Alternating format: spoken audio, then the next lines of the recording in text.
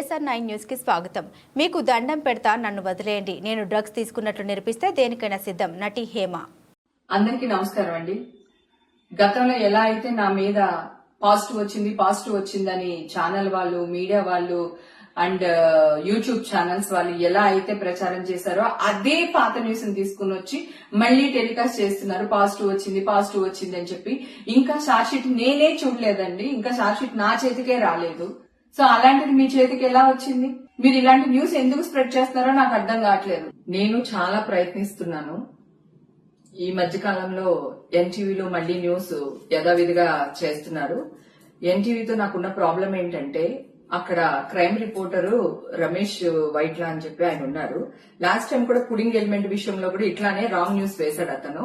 నేను ఎన్టీవీకి వెళ్ళాను, అక్కడ ఎవరు లేరండి, చౌదరి గారు రాలేదన్నారు. సరే అండి అని చెప్పి అతని నెంబర్ తీసుకుని ఆయనకి ఫోన్ చేశారు, రమేష్ వైట్లకి ఫోన్ చేసి, ఏమండి నేను లేను అక్కడ, నా న్యూస్ వేయకండి ప్లీజ్, నా పేరు తీసేయండి అన్నా. మాకు పోలీసులు ఇచ్చారు, మేమెందుకు తీయాలని కొంచెం గట్టిగానే అరిచాడు ఆయన. అరిస్తే సరేనండి నేను మాట్లాడుతున్నాను, మీరు అరుస్తున్నారు, సరే మీరు ఎక్కడున్నారు చెప్పండి, నేను అక్కడికి వచ్చి మాట్లాడతాను అన్నా. Okay, Banjara hills police station దగ్గర ఉన్నాను రండి అన్నాడు. సో నేను ఇమ్మీడియట్ గా కార్ వేసుకుని బంజారా హిల్స్ పోలీస్ స్టేషన్ కి వెళ్ళాను. వెళ్తే అక్కడ అతను లేడు. అక్కడ వాళ్ళందరినీ అడిగే మీడియా వాళ్ళని, ఏమండి రమేష్ వైట్ల ఎక్కడున్నారు అంటే, లేదండి వెళ్లిపోయారు అన్నారు. అంటే నేను వస్తున్నాను అని చెప్పిన తర్వాత కూడా అతను అక్కడి నుంచి వెళ్లిపోయాడు. ఓకే, తర్వాత నేను అక్కడ అరిచాను, ఎట్లా ఎన్టీవీ వాడు న్యూస్ వేస్తాడు నా పైన, నేను అక్కడ లేనని చెప్పేసి అడగడం జరిగింది. అది మీ అందరికీ తెలుసు. ఇప్పుడు కూడా అదే విధంగా మొన్న ఒక అతను ఫోన్ చేశాడు, ఎక్కడి నుంచి, ఎన్టీవీ నుంచి మాట్లాడుతున్నామండి, రమేష్ వైట్ల గారు మీకు ఫోన్ చేయమన్నా, నేను వాళ్ళ అసిస్టెంట్ ని అని అన్నాడు. ఓకే ఏంటమ్మా అని అడిగా. అంటే అదే మేడం ఏంటి విశేషాలు, ఏంటి ఈ న్యూస్ గురించి మాట్లాడదామని ఫోన్ చేశానంటే, నేనన్నా ఇప్పటి వరకు నన్ను అడిగి న్యూస్ వేశారా, మీ ఇష్టం వచ్చినట్టే వేస్తున్నారు కదా, నాకైతే నేను తీయించుకున్నది నెగిటివ్ వచ్చింది, అక్కడ కూడా నెగిటివ్ వచ్చింది, అయినా మీకు కోటిది వద్దు నాది వద్దు, నేనే మీ దగ్గర వస్తాను ఎన్టీవీకి, మీరు నా టెస్టులు చేయించండి, చేపిస్తే ఒకవేళ పాజిటివ్ వచ్చింది అనుకోండి మీ కాల్ పట్టుకుని క్షమాపణ అడుగుతాను, అదే నెగిటివ్ వచ్చింది అనుకోండి మీరేం చేస్తారో చెప్పండి అని చెప్పి నేను గట్టిగానే మాట్లాడానండి అతనితో. మాట్లాడితే అది కాదు మేడం, ఇది కాదు మేడం అని చెప్పేసి అతను ఫోన్ పెట్టేశారు. ఓకే, ఇమ్మీడియట్ గా నేను ఛాలెంజ్ చేయగానే ఛాలెంజ్ యాక్సెప్ట్ చేయకుండా పెట్టేశారు. కట్ చేస్తే మళ్లీ సేమ్ హేమకి డ్రగ్స్ తీసుకుంది, దానికి ఇవి వచ్చింది, మళ్లీ పాజిటివ్ వచ్చింది అనే వేస్తున్నారు. నేను ఎన్టీవీ చౌదరి గారు నమస్తే అండి, లాస్ట్ టైం కూడా మిమ్మల్ని కలవడానికి వచ్చాను, నాకు కుదరలేదు సార్. నేను మీకు కోర్టు వద్దు, నా టెస్టులు కూడా వద్దు సార్, ఎవరిని నమ్మదు, కోర్టులో వచ్చింది కూడా నమ్మకండి, నన్ను కూడా నమ్మకండి, నేను మీ దగ్గరికి వస్తాను చౌదరి గారు, మీరు నాకు టెస్టులు చెప్పించండి. అలాగే టీవీ5 మీరు ఒక్కడే కాదు న్యూస్ వేసేది, టీవీ5 గానీ, బిగ్ టీవీ గానీ, ఆర్టీవీ గానీ, ఇవన్నీ కూడా ఇవే న్యూస్లు ప్రచారం చేస్తున్నారు సార్. నేను ఇంత గట్టిగా వాదిస్తున్నాను, మీరందరూ చాలా పెద్ద పెద్ద పర్సనాలిటీస్, పెద్ద పెద్ద వాళ్ళు మీరందరూని, మీ దగ్గర నేను ఒక ఛాలెంజ్ కి నించుంటున్నాను అంటే అర్థం ఏంటి సార్? మీరు పెద్దవాళ్ళు కనుక వయా మీడియాగా ఈ కింద ఏం జరుగుతుందో మీకు తెలుసో లేదో నాకు తెలియదు. నాయుడు గారు, టీవీ5 నాయుడు గారు, మీకు నేను 15-20 ఇయర్స్ అని తెలుసు సార్. గతంలో మీ ఇంటి పార్టీస్ కూడా నేను వచ్చాను, ఫంక్షన్స్ కి వచ్చాను, మీకు నా గురించి బాగా తెలుసు సార్, నేను ఎలాంటి దానిలో తెలుసు. రాత్రికి ఇంత మర్యాద రాలేదు సార్, హేమక్కని బిరుదు రాలేదు నాకు.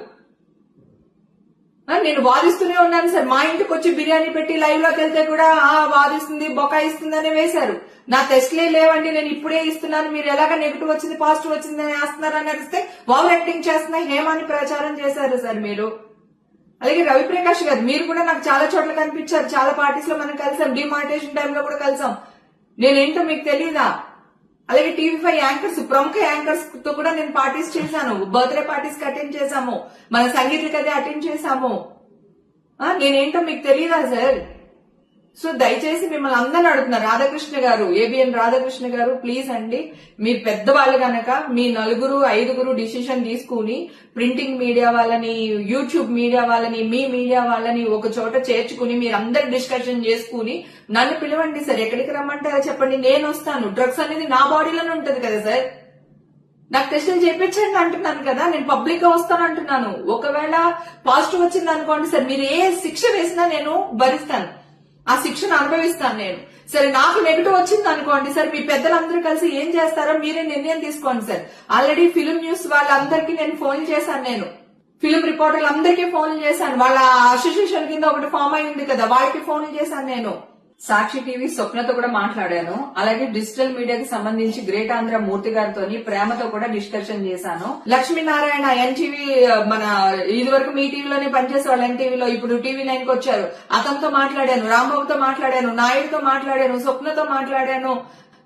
తర్వాత శేఖర్, వంశీ, మా ఫిల్మ్ న్యూస్ వాళ్ళు ఎవరైతే ఉన్నారో వాళ్ళందరితో మాట్లాడాను సార్. నాకు టెస్టులు చెప్పించండి, మీరు ఎక్కడికి రమ్మన్నా వస్తాను, మీరేం చెప్పినా చేస్తాను, ఒకవేళ పాజిటివ్ వస్తే మీ ఇష్టం అని వాళ్ళందరితో కూడా మాట్లాడాను సార్.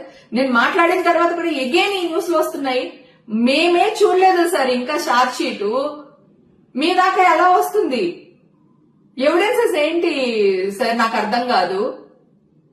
ఈ న్యూస్లు మీరు వేయడం వల్ల మీ న్యూస్లు చూసి మా అమ్మకి యాంగ్జైటీ అయిపోయింది. మొన్న నైట్ ఇక్కడికి తీసుకుని వచ్చారు సార్. నిన్నంతా నిమ్స్ లో ఉండి డాక్టర్ భూషణ్ గారు మా అమ్మగారికి ట్రీట్మెంట్ చేస్తున్నారు. 75 years మా అమ్మగారికి. ఆవిడకి 2 కిడ్నీలు పనిచేయదు సార్. 70% పనిచేయవు ఆవిడకి.